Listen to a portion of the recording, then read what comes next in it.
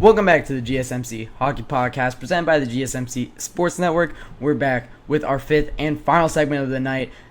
We have the Stanley Cup Finals. 2-1, the Florida Panthers. The third period has started in this Game 7 in one of the most influential games in Stanley Cup Finals history and in NHL history.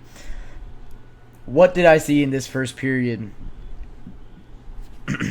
that I was able to watch, as of course I have been talking for the second period of this game? But for the first period, the Edmonton Oilers played very well. It was, however, the Florida Panthers that struck first with a fantastic tip goal by Carter Verhaeghe. It was just a simple shot by Evan Rodriguez from the left boards.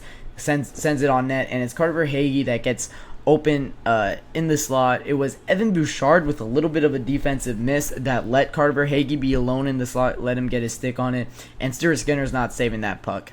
And it absolutely makes sense that this goal went in here. You also have, for the Edmonton Oilers, coming back the other end, as the Florida Panthers are now going on the power play with 16 and a half minutes left in Game 7. Oilers need a goal, and need a goal badly. Now going a man down for 2 minutes is not how you get that goal. Things are looking bad in Edmonton, and things are looking fantastic in Florida, as they are trying to not be on the worst side of history possible. Trying to warn off a comeback by the Florida Panthers here.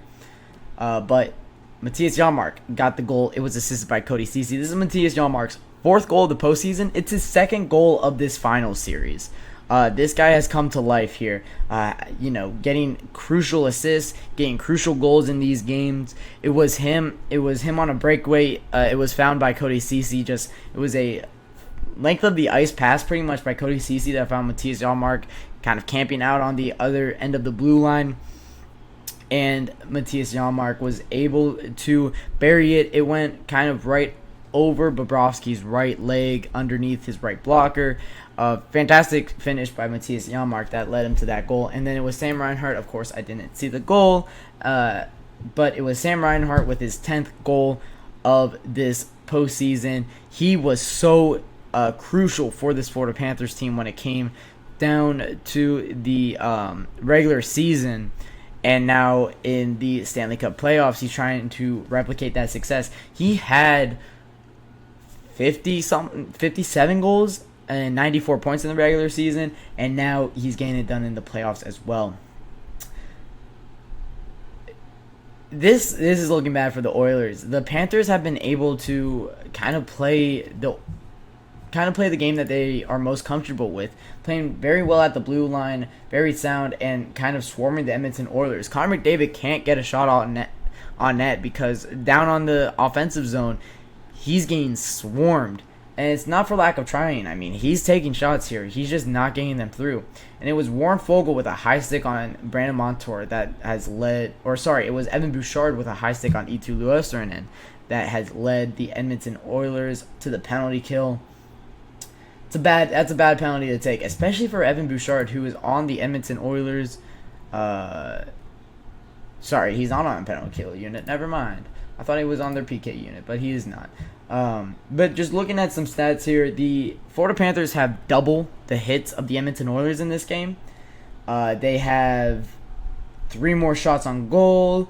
They have 6 more giveaways, but also 3 more takeaways. The Oilers need to play better here on the offensive zone. They're not creating chances that they need to. Looking at the play-by-play, I mean, it's all the Florida Panthers. In the third period, you have 3 shot attempts by the Panthers, none by the Edmonton Oilers. 5 minutes into this third period, of course, you played the last 2 minutes on the penalty kill, but still, you need to be able to play better when your backs are up against the wall, and they're just not being able to create anything. Through the neutral zone, it was the Florida Panthers dominating in the middle part of the ice. not letting zone entries hit easily, and then when the Edmonton Oilers did get into the zone, they just blocked up all the lanes to the net. I saw so many block shots by the Florida Panthers on Evan Bouchard shots, who they always look to create something, especially maybe a tip from Zach Hyman down low, maybe a rebound goal there by him as well. Hyman has not stepped up in this game. I kind of expected that out of him. He hasn't been able to perform too well. He hasn't been able to perform too well when really they've been down in games. So we're really looking at Connor McDavid to step up in this game. McDavid still has yet to record a shot on goal. He hasn't recorded a shot on goal since his empty net goal in Game 5 that was, that Matthew Tkachuk diving stop that led to McDavid just scoring the goal. Anyways, this Edmonton Oilers team is really wasting such a historic special teams run, especially. The Florida Panthers are 1 for 21 on the power play in this Stanley Cup Final. The Oilers have only given up 4 power play goals the entire postseason at a 96% PK rate. You can't waste this. I mean, you have to take advantage of this. You can't waste this 3-0 comeback. That's what's looking them in the face right now. They're down 2-1, 14 minutes left to go. What am I expecting to change here in the third period? Well, first off, you're going to start double shifting Draisaitl and McDavid. They're going to play, between the two of them, they're going to play 12 and a half of the last 14 minutes of this game. I mean, you got to look to them to be able to produce here. Already, Draisaitl has 14 and a half minutes on the ice. McDavid has 17 minutes on the ice. Ekholm has 18. Evan Bouchard has 19 already, and you still have 13 and a half minutes left to play. I would expect Bouchard to be around 26 minutes by the end of this game. Matisse Ekholm somewhere around there. It's also, you have an .895 save percentage from Stuart Skinner, so he's not playing too well. But maybe this is just a Bobrovsky game here. He stopped 14 of 15 shots on goal. They might just be getting goal lead here, and Bobrovsky is turning back to that brick wall. He did have that absence in practice yesterday that everybody was questioning about. Maybe that is just what they needed out of him. Maybe this has turned a new leaf for Bobrovsky, was able to get back into this Game 7. Unfortunately, he probably won't be winning the Conn Smythe, as I believe that it is a foregone conclusion as entering today. McDavid was a minus 5,000 to win the Conn Smythe. That's insane. So that really shows, win or lose, he is the Conn Smythe winner. We'll see how he reacts when he does have to accept the trophy around a bunch of people celebrating after he just lost a Game 7 in heartbreaking fashion. If they were to lose here, they still haven't lost.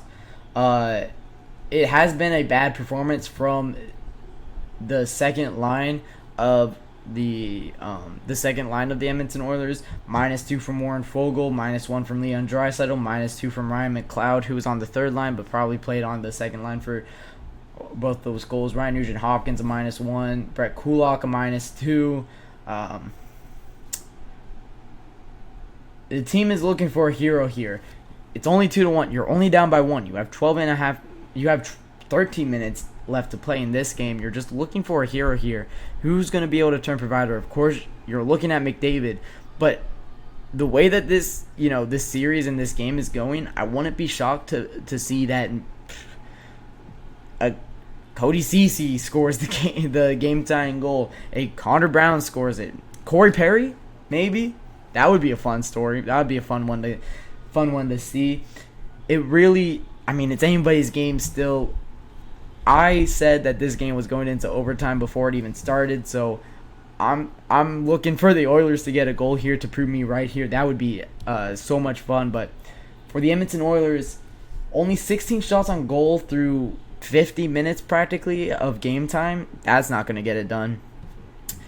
The Edmonton Oilers are looking for a hero. Who's going to turn provider for them?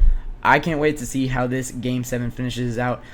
That'll wrap it up for the GSMC Hockey Podcast presented by the GSMC Sports Network. Thank you all for tuning in. All of your guys' support means so much to me and to the GSMC Sports Network. If you guys did like the show, don't forget to rate it on your favorite podcasting network. subscribe on YouTube, like the show on YouTube as well. All of that does make a true difference. Getting this podcast out to as many people, being able to reach as many people as possible does mean a lot to us. Also, if you guys did enjoy the show, don't forget to follow us on Twitter, Facebook, TikTok, and Instagram at GSMC Sports Network. All of you guys have a fantastic night and enjoy what is left of this 2023-2024 NHL season.